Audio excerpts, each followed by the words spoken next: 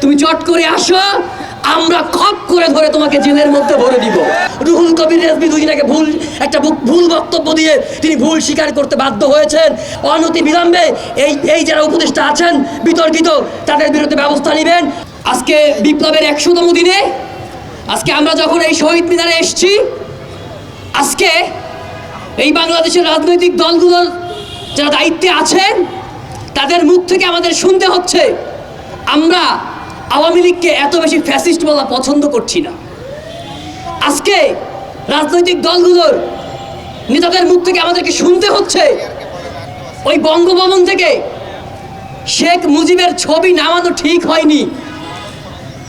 আজকে আমাদেরকে শুনতে হচ্ছে বাকশালের মূলনীতি দিয়ে ভরা যেই সংবিধান, সেই সংবিধান দিয়ে শেখ হাসিনা গত 16 বছর বাংলাদেশের মানুষকে, আমাদের বিরোধী মতকে, বিরোধী দলকে সেকেন্ড ক্লাস সিটিজেনে পরিণত করেছিল।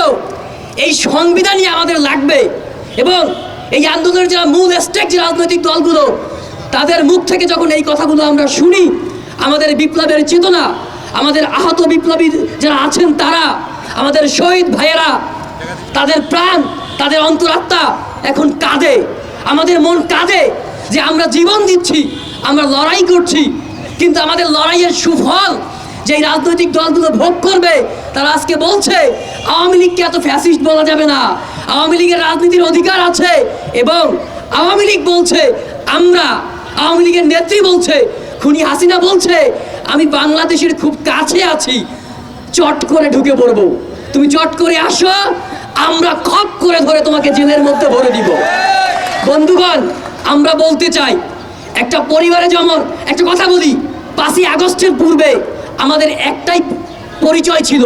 5ই আগস্টের বিকেলবেলা পর্যন্ত আজকে বাংলাদেশের যে সমস্ত রাজনৈতিক দলগুলো আছেন, যে সমস্ত ছাত্র ভাইয়েরা আছেন, সমন্বয়ক নামে আছেন, অসমন্বয়ক আছেন, সাধারণ মানুষ আছেন, 5ই আগস্ট বিকালবেলার আগে আমাদের একটাই পরিচয় ছিল, আর সেই পরিচয় ছিল আমরা মজলুম।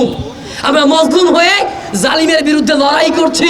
আপনারা জানেন ডিভাইড অ্যান্ড রুল, সেই ডিভাইড অ্যান্ড রুল পলিসির মধ্য দিয়ে আজকে আমাদের রাজনৈতিক দলগুলোকে বিভক্ত করে ফেলা হচ্ছে, আমাদের ছাত্র সমাজকে রাজনৈতিক দলগুলো থেকে বিভক্ত করে ফেলা হচ্ছে, একে অন্যের প্রতিপক্ষ বানানো হচ্ছে।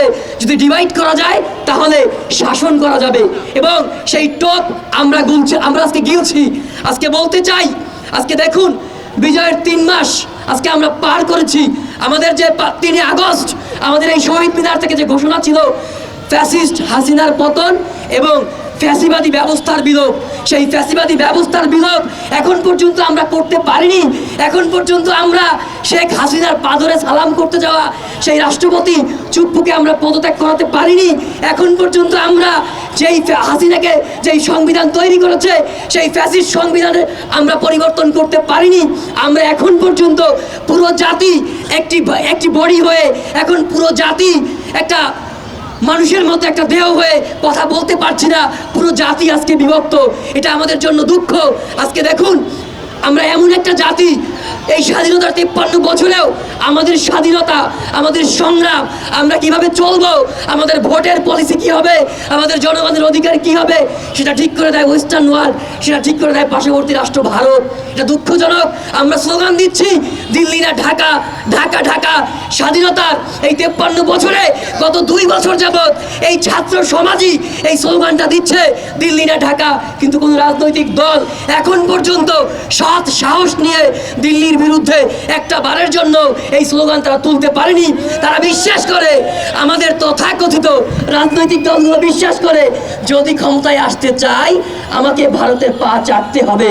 আপনাদেরকে উদ্দেশ্য করে বলতে চাই, আমরা ছাত্র সমাজ, আমরা বাংলাদেশের বিপ্লবী জনতা, আমরা বিশ্বাস করতে চাই আগামীর বাংলাদেশে যারা রাষ্ট্র ক্ষমতায় আসবে তাদেরকে এই ভারতীয় আধিপত্যবাদের বিরুদ্ধে, ভারতীয় আগ্রাসনের বিরুদ্ধে স্পষ্ট অবস্থান নিয়ে, স্পষ্ট কথা বলে বাংলাদেশের মানুষের ভোট এবং ভাতের অধিকার নিশ্চিত করে, এবং তাদেরকে বিশ্বাস করতে হবে বাংলাদেশের মানুষই আমাদেরকে ক্ষমতায় বসাবে। বাংলাদেশের 16 কোটি মানুষ আমাদের ভাগ্য নির্ধারণ করবে। ওই আমেরিকা, ওই ইউরোপ কিংবা ইন্ডিয়া আমাদের ভাগ্য নির্ধারণ করবে না, আমাদের ক্ষমতার মস্তক ঠিক করবে না। এই ধরনের পলিসি যদি আপনারা নিতে পারেন, তখনই এই রাজনৈতিক দলগুলো আগামীর বাংলাদেশের রাষ্ট্র ক্ষমতায় আসতে পারবে বন্ধুগণ। আজকে যদি 1971 সালের পরে যদি একটা সঠিক পলিটিক্যাল সেটেলমেন্ট, রাজনৈতিক সেটেলমেন্ট, ভাই আমরা মুক্তিযুদ্ধ করেছি 3টা মূলনীতির ভিত্তিতে: সাম্য, সামাজিক সুবিচার, মানবিক মর্যাদা। কিন্তু স্বাধীনতার পরে আপনারা দেখবেন সেই সাম্য, সামাজিক সুবিচার, মানবিক মর্যাদা সংবিধানের কোথাও নাই। সেখানে হঠাৎ করে ঢুকে আসলো মুজিববাদী চেতনা, সমাজতন্ত্র, ধনতন্ত্র, গণতন্ত্র, ধর্মনিরপেক্ষতা। অথচ আমাদের মুক্তিযুদ্ধের সাথে এই সমাজতন্ত্র, ধনতন্ত্র, ধর্মনিরপেক্ষতা, গণতন্ত্রের এই লড়াই সংগ্রামের কোনো সম্পর্ক নাই বন্ধুগণ। কারণ হচ্ছে, আপনি দেখুন মুক্তিযুদ্ধ কেন হয়েছিল।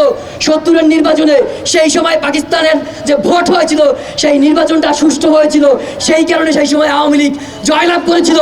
আমাদের অবস্থান ছিল পূর্ব পাকিস্তানের টাকা, পূর্ব পাকিস্তানের অর্থনৈতিক ব্যবস্থা, এগুলো নিয়ন্ত্রিত হতো পশ্চিম পাকিস্তান থেকে, লাহোর থেকে। আমাদের জিন্না সাহেব, আমাদের মজলুম জননেতা মৌলানা আব্দুল হামিদ খান বাসানী সাহেব, তিনি স্বাধীনতার পরে একটা কথা বলেছিলেন, পিন্ডির জিঞ্জির ছিদ্র করেছি দিল্লির গোলামি করার জন্য নয়। কিন্তু স্বাধীনতার পরে আমাদের সংবিধানটা দিল্লির গোলামি করার জন্যই আমাদের সংবিধানটা লেখা হয়েছিল। আপনারা দেখবেন আপনাদের প্রত্যেকের হাতে একটা মোবাইল আছে, এই মোবাইলে এখন গিয়ে সার্চ করবেন যে বাকশালের মূলনীতি কি, বাকশালের মূলনীতি কি। আপনারা যদি সার্চ করেন আপনারা দেখবেন বাকশালের যে মূলনীতি আর আমাদের যে সংবিধানের মূলনীতি একই মূলনীতি। প্রত্যেকে আপনারা সার্চ করে দেখতে পারেন এখনই মোবাইল হাতে নিয়ে, বাকশালের মূলনীতি আর সংবিধানের মূলনীতি একই মূলনীতি।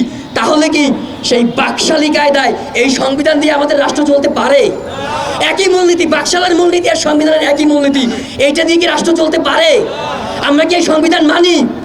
আমরা বলছি, ছাত্র সমাজ বলছে নতুন সংবিধান লাগবে, ছাত্র সমাজ বলছে এই রাষ্ট্রপতিকে আমরা মানি না।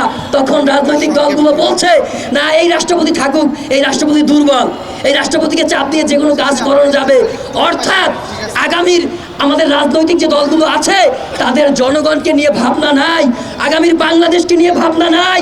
তাদের একটাই চিন্তা, কেমন করে আগামী নির্বাচনে ক্ষমতায় যাওয়া যাবে, কেমন করে লুটপাট করা যাবে, কেমন করে বাংলাদেশের মানুষকে শোষণ করা যাবে। সুতরাং আমরা সুস্পষ্টভাবে বলতে চাই, আমরা 2000 মানুষ জীবন দিয়েছে, 30,000 মানুষ আপনার আহত হয়েছে, বুলেটের সামনে লড়াই করেছে, বুলেটের সামনে গুলি খেয়েছে। শুধুমাত্র ক্ষমতা চেঞ্জ করে, রিজিম চেঞ্জ করে অন্যকে ক্ষমতায় বসানোর জন্য নয়। আমরা স্পষ্ট করে বলতে চাই, আমরা এমন একটা বাংলাদেশ বিনির্মাণ করতে চাই যেই বাংলাদেশে, আগামীর বাংলাদেশে সত্যিকারের জনগণের সরকার প্রতিষ্ঠিত হবে, জবাবদিহিতাপূর্ণ সরকার থাকবে। আজকে দেখুন আপনি নাহিদের সামনে বসে স্লোগান দিচ্ছেন নাহিদের বিরুদ্ধে, নাহিদ দিয়ে বলছে আপনারা আমার ম্যান্ডেট, আপনারা আমাকে বকা দেন, আপনারা আমাকে গালি দেন, তবু আপনাদের কাছে আমাকে আসতে হবে, কারণ আপনারাই আমাকে নিয়ে এসছেন। ভবিষ্যতে যারা এই রাষ্ট্র ক্ষমতায় আসবে তাদেরকে স্বীকার করতে হবে, যখন তারা ভুল করবে আমরা তাদের ভুল ধরবো এবং সমালোচনা করব। এই সমালোচনা করার নামে ডিজিটাল নিরাপত্তা আইনে আমাদের নামে মামলা হবে না, বরঞ্চ বলবে আপনারা সমালোচনা করেছেন, আমরা ভুল স্বীকার করছি। যেমনটা রুহুল কবির রিজভী দুদিন আগে ভুল বক্তব্য দিয়ে তিনি ভুল স্বীকার করতে বাধ্য হয়েছেন। আমরা বলতে চাই আগামীর বাংলাদেশেও সেই ধরনের ব্যবস্থা আমরা দেখতে চাই। এবং একটা কথা বলতে চাই, বর্তমান যে উপদেষ্টা মণ্ডলী আছেন আপনাদেরকে বলতে চাই, আপনারা যারা বিতর্কিত উপদেষ্টাদেরকে নিয়েছেন, আপনারা ছাত্র সমাজের, এদেশের সাধারণ মানুষের অনুমতি নিয়েছেন কিনা?